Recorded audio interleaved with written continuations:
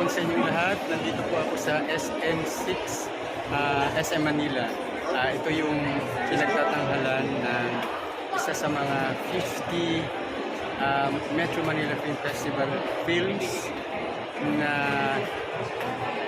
nagwagi ng maraming awards during the course of the MMFF 50 years.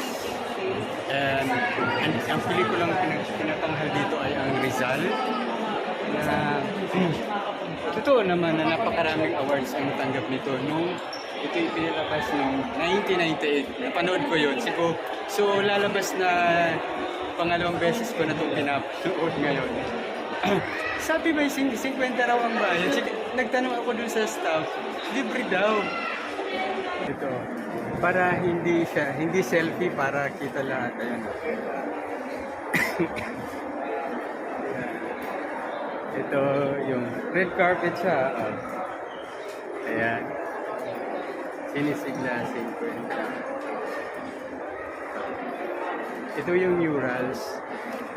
Itong murals na kinatatampukan ng mga Hall of Famers sa acting categories at saka yung mga talagang mga highest grossing films. Sila yung mga artistang nagtala ng highest grossing films. Si FPJ, si Vice Ganda, si Vic Soto, at ito yung recently rewind. Si Anthony Alonso ay Hall of Famer sa Best Actor.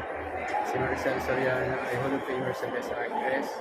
Si Vilma Santos ay Hall of Famer sa Best Actress. Nora Honor ay Hall of Famer sa Best Actress. Christopher De Leon ay Hall of Famer sa Best Actor. Anna Shea ay Hall of Famer sa Best Actress. Cesar Montano, Hall of Famer sa Best Actor. At ito si Eddie Garcia, si Dolphy, Gloria Romero, FPJ. Usually mga nandito sa baba, siling halos institution for the last 50 years.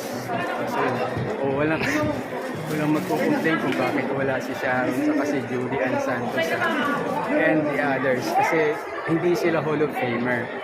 Hindi rin sila yung nagkamit ng pinakamataas na grossing film. 50 years. So papasok na ako to watch the movie and hopefully later on we'll be able to talk with Cesar Montano.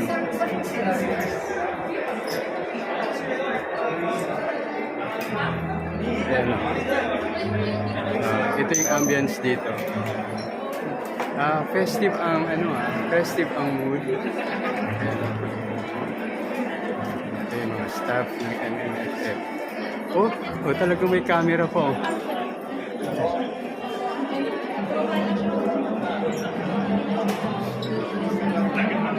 O sino kaya ang nandito? Ayun. Ayan, may camera pa talaga.